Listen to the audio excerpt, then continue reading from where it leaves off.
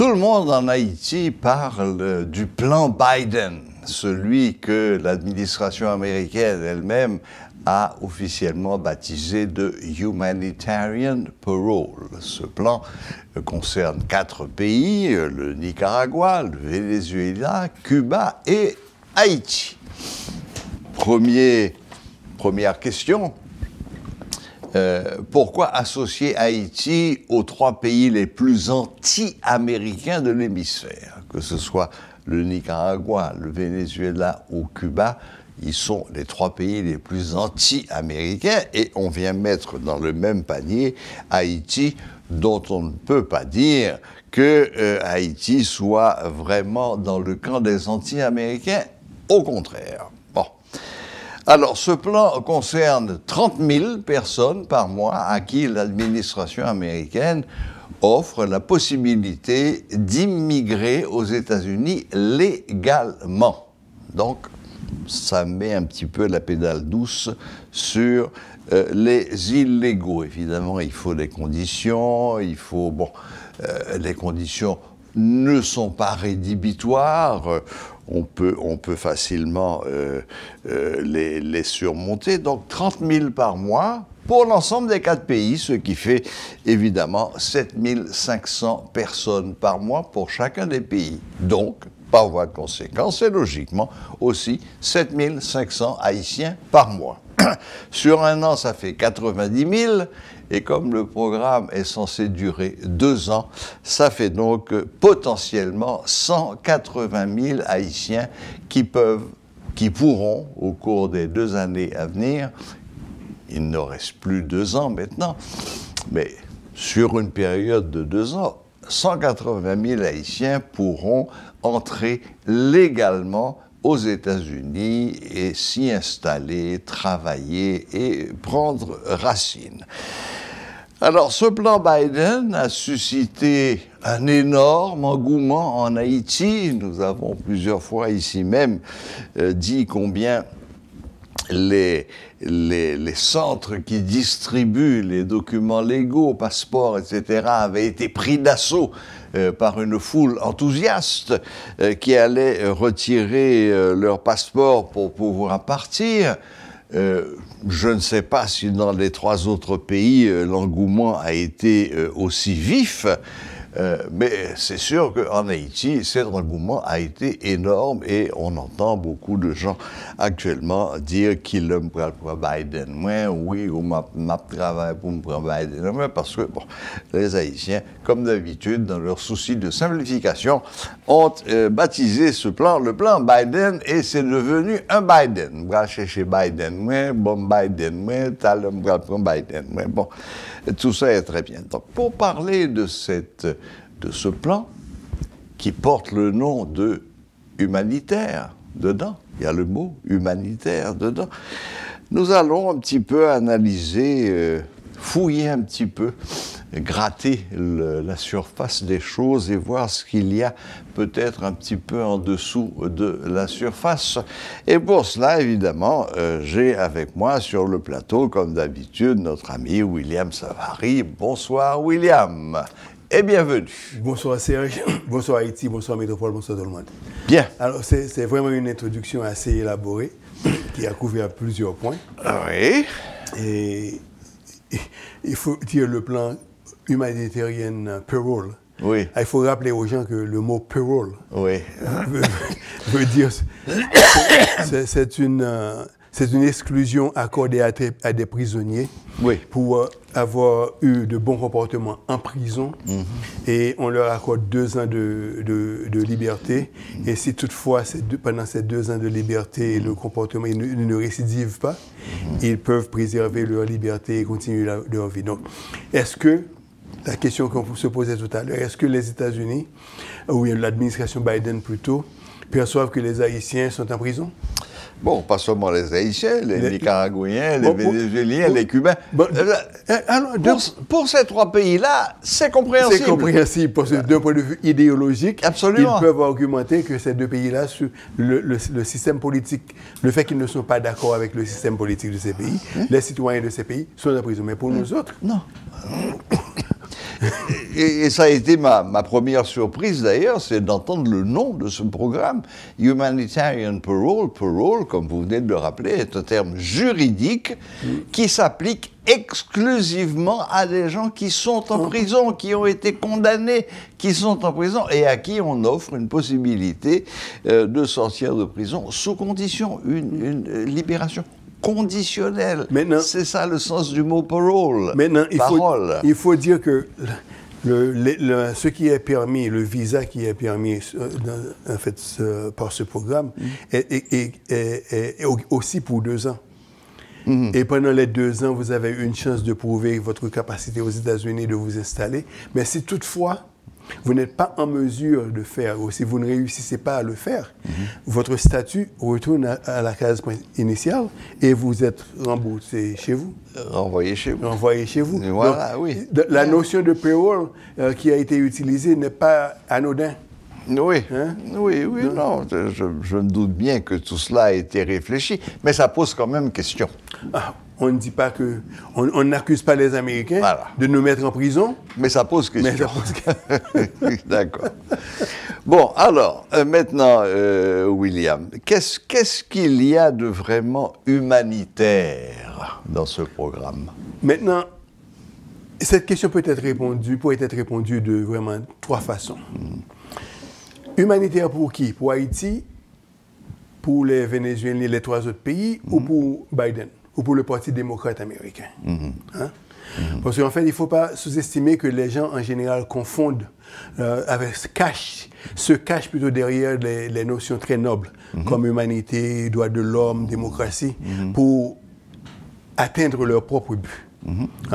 Maintenant, d'un point de vue humanitaire, beaucoup de gens signaleraient que, par exemple, pour permettre aux gens de quitter Haïti à cause de la pression qui est appliquée, que nous subissons à cause des activités de gang, donc il y a une crise humanitaire dans le pays et les citoyens de ce pays ont besoin d'un répit. Bon, et similairement, parce qu'il faut dire un programme pareil avait été appliqué aux États-Unis à la demande du tremblement de terre, avec la TPS, où on avait permis aux gens qui étaient aux États-Unis et dans leur pays en général, les gens en général qui sont aux États-Unis, le TPS, ce sont des gens qui sont aux États-Unis et dans leur pays, il y a une crise, il y a une catastrophe et les gens ont peur pour leur vie de rentrer chez eux, donc on leur permet de rester aux États-Unis pendant 18 mois. Et le TPS qui continue d'être renouvelé régulièrement d'ailleurs. C'est ça. Maintenant, ça veut dire que le fait que ça se renouvelle, qu'on le renouvelle tous les 18 mois, ça veut dire qu'à un moment, ils vont accepter de ne plus renouveler. Parce qu'il y a plusieurs pays qui bénéficiaient du TPS, pour lesquels le TPS n'a pas été renouvelé. C'est terminé, mais pour Haïti, ça continue. Ça continue. Bon, maintenant, c'est une bonne chose de dire ça. Ça continue, pourquoi? Parce qu'il y a la pression de la diaspora haïtienne et des politiciens américains qui ont été exercés pour encourager l'administration actuelle d'étendre le TPS, de renouveler le TPS. Maintenant, 3e point que je veux signaler, humanitaire pour qui? Il faut se rendre compte que le Parti républicain, aux dernières élections, l'État de la Floride avait voté pour le président Trump, le candidat Trump. Et 20% des Haïtiens de la Floride ont voté en faveur de M. Trump. Et ces 20% ont basculé. On fait que la Floride bascule dans le camp républicain. Le camp républicain. Maintenant, il faut dire que l'État de Floride, en fait, pour gagner les élections américaines, il vous faut 571 voix électorales. Voix électorales. De grands électeurs, oui. La Floride représente 29%, 29 des voix. 29 voix. Oui.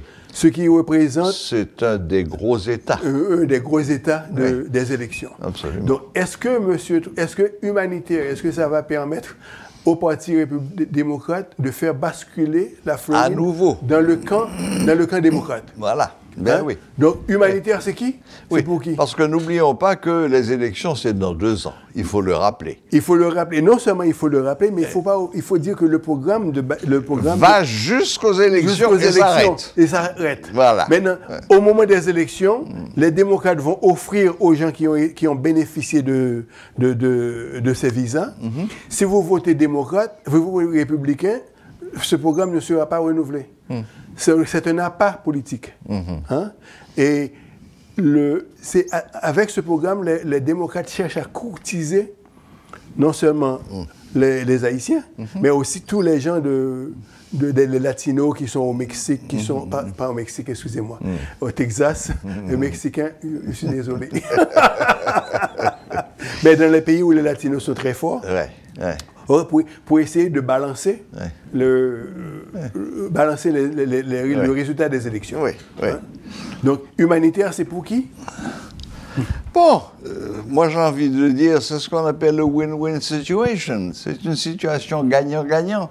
C'est bon pour les Américains et pour le Parti démocrate, plus exactement, comme vous venez de le démontrer brillamment. Mais on ne peut pas dire que ce soit mauvais pour les Haïtiens non plus. Mais pour les Haïtiens qui arrivent à partir, ce qui ne veut pas dire que ce n'est pas mauvais pour Haïti. Maintenant, c'est là la distinction. Parce que les gens doivent se rendre compte, nous ne sommes pas contre les gens qui veulent quitter le pays pour aller chercher une vie meilleure. Ouais. Comme on dit, aller côté de l'eau à couler puis fouet. Non, nous ne discutons pas c'est pas ça le débat. Non. Le débat, c'est les décisions qui sont prises en matière de policy. Comment on dit policy en français? Politique. Politique. Mais comment ça affecte la population ou le pays en entier. Parce que plusieurs personnes pensent en général de façon très individualiste en ce qui concerne leur relation avec Haïti. La notion de la construction de la nation semble avoir perdu de son ampleur chez beaucoup d'Haïtiens. Ça pratiquement n'existe plus. Oui, presque. Donc maintenant, c'est vraiment là, nous sommes en train de ramener le débat sur un terrain où les gens prennent en considération les conséquences que les décisions ou les politiques américaines peuvent avoir sur le pays. Donc, nous venons de dire que comment ça pourrait bénéficier, vous voulez, le Parti démocrate qui est au pouvoir et qui ça, c'est pour le côté américain. Ça, c'est la première chose. Maintenant, en ce qui concerne Haïti, je dois vous dire que ce programme, vous venez de le signaler, ça vous fait 7500 personnes par mois. Donc 90 000 par an et 180 000 sur 2 ans. Maintenant, par an, ça représente 1% de la population haïtienne actuelle. Okay.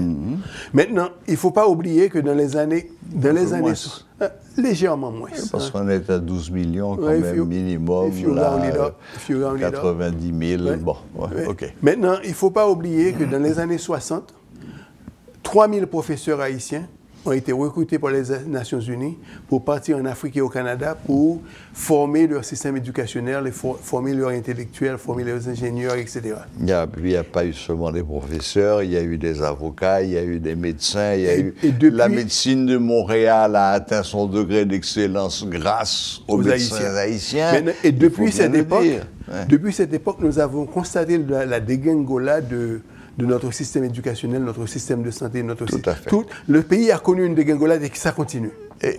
Hélas. Maintenant, nous avons aujourd'hui avec ce programme, qui sont les gens qui sont les plus aptes à quitter le pays aujourd'hui? Bon, les gens qui savent lire, les gens qui ont fait l'université, qui travaillent et qui trouvent l'opportunité et qui quittent. Mais je dois vous dire que la Digicel a perdu 1000 employés.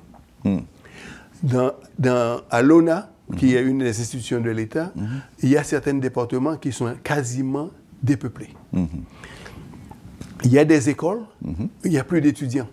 Il n'y a pas assez d'étudiants pour payer les frais d'inscription, pour payer aux professeurs. Et il y a beaucoup d'autres, les professeurs sont partis. Donc la conséquence... Sans parler de la police. Sans parler de la police, car on dit que ça a été une véritable hémorragie dans les rangs de la police. Donc finalement, c'est un programme d'un point de vue individuel. Il faut bien le signaler. Absolument. Ça peut convenir à certaines personnes, mais d'un point de vue de nation, de construction de nation, c'est un programme qui détruit la République d'Haïti. oui, détruit c'est l'architecture de la République d'Haïti. Vous dites bien, il faut bien faire la différence entre l'aspect individuel, c'est bon pour l'individu qui finalement a une chance, à qui on offre une chance de se construire un avenir meilleur, parce que franchement, enfin, encore une fois, regardons les choses objectivement. Qu'est-ce que le pays a à offrir aujourd'hui à ces jeunes? Maintenant, là, c'est la grande question. De quoi qu'avons-nous à offrir? Donc, à cette question, je vais plutôt renverser cette question. Plutôt pour dire de quoi Haïti a-t-elle besoin?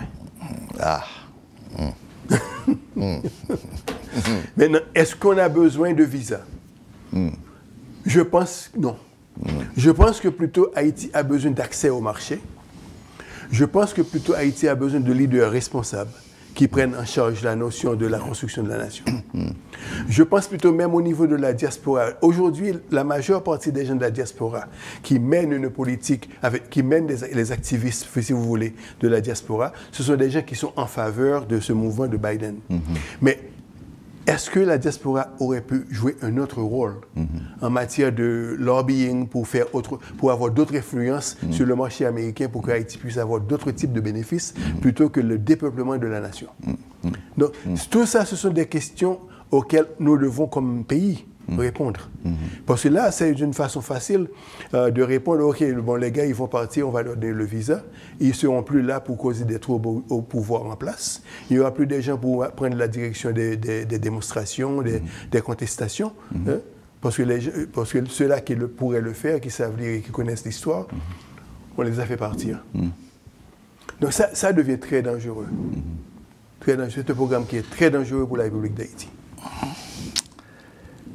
Oui, j'imagine qu'il n'y a pas beaucoup de gens qui abordent cette question sous cet angle, qui, comme d'habitude, nous avons le chic de mettre les pieds dans le plat, mais encore une fois, je crois qu'il faut rappeler que, quels que soient les calculs de politique intérieure, comme on l'a montré, la place et l'importance du Parti démocrate, qui est le parti du président Biden, quel que soit le nombre de calculs qui aient pu être faits, je reste personnellement persuadé que l'aspect humanitaire, la volonté de vraiment faire quelque chose pour le peuple haïtien sur le plan humanitaire existait à la base de ce programme du président Biden.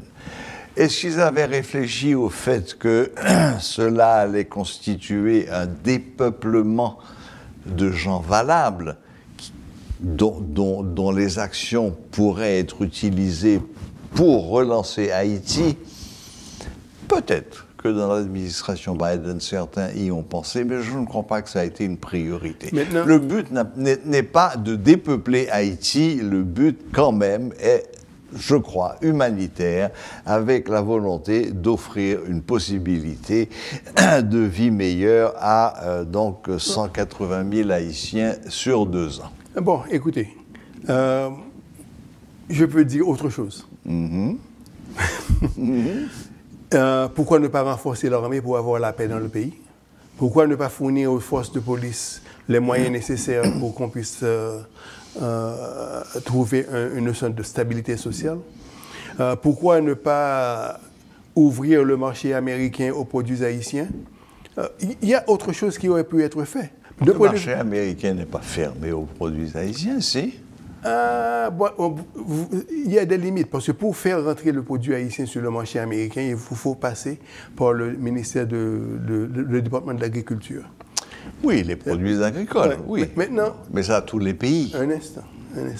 Si vous voulez vraiment aider Haïti, essayons de mettre en place des programmes préférentiels pour les produits agricoles d'Haïti. Bon, non, mais ça parce que on a besoin d'emplois, on a besoin que les jeunes travaillent, on a besoin de créer de la fortune dans le pays. Et la fortune se crée, c'est à travers le commerce. William, je connais bien la question des mangues en Haïti, à l'époque où je vivais en France. j'avais même imaginé que je pourrais être importateur de mangue que je vendrais en gros sur le marché français. Quand j'ai vu les barrières et les difficultés qu'il fallait surmonter pour arriver à importer une mangue, j'ai abandonné. Donc, on se comprend. Oui, mais ce que je veux dire, c'est que ce n'est pas propre aux États-Unis. Non, c'est à travers le monde. C'est le monde entier qui se protège sur le plan phytosanitaire. Oui, mais maintenant, vu que nous sommes en train de débattre la question américaine, vu que c'est notre plus grand partenaire commercial, vu que ce sont eux qui se manifestent pour dire qu'ils veulent avoir faire de l'humanitaire. Oui. Bon, d'ailleurs, Serge, il faut dire une chose. Combien d'Haïtiens à combien d'Haïtiens avaient-ils adressé la question « Qu'est-ce qu'on peut faire pour vous autres ?» Ils viennent, ils vous proposent ceci. Ils vous disent « Voilà ce que nous voulons faire. » Mais à qui avaient-ils demandé? Les Haïtiens auraient pu commenter là-dessus et dire « Voilà ce qu'il nous faut et pas ce qu'il nous faut. » Oui, oui. Parce qu'il y a cette notion de constamment imposer une vision sur les autres qu'ils dominent. Mais c'est les séquelles du système esclavagiste, colonialiste, etc. Mais il faut remettre tout ça en question. Le colon sait mieux que le colonisé. C'est pourquoi il faut remettre... Et c'est ce que nous faisons là maintenant, c'est ce que nous remettons en question. Nous n'avons pas fait de façon philosophique, ni de façon politique, mais de façon pratique. Mais on aurait pu le faire d'un point de vue philosophique, d'un point de vue littéraire, d'un point de vue politique, tout ce qu'on veut. Mais on a choisi ça parce que c'est d'actualité. William, je crois que nous avons donné beaucoup de grains à moudre à nos auditeurs et nos téléspectateurs ce soir. Malheureusement, le temps est arrivé. Il faut mettre un terme à cette interview. Je crois qu'on a éclairé la chandelle de pas mal de gens, enfin vous en particulier, vous avez éclairé la chandelle de pas mal de gens sur ce qu'il y a véritablement derrière ce programme Biden. Donc, du bon, du moins bon, du dangereux même, peut-être pour Haïti, de bon à titre individuel. Et comme je le disais en introduction, l'engouement que le lancement de ce programme a suscité dans la population haïtienne montre à quel point la situation de la plupart des gens qui vivent ici aujourd'hui est une situation désespérée et qui se demandent mais qu'est-ce que je fiche dans ce pays, qu'est-ce que ce pays a à m'offrir? Évidemment, s'il posait la question qu'est-ce que j'ai à offrir, qu'est-ce que je peux faire pour ce pays, peut-être que les choses commenceraient à changer, mais malheureusement, on n'est pas à la veille de voir cela. William, merci infiniment. Merci de ce beau programme et à bientôt. À bientôt, Serge. Voilà, c'était William Savary qui faisait une approche un peu particulière de ce qu'on appelle le programme Biden, ce fameux Humanitarian Parole, qui va durer encore 1 an et demi, un peu plus même, et qui concernera en tout 180 000 Haïtiens.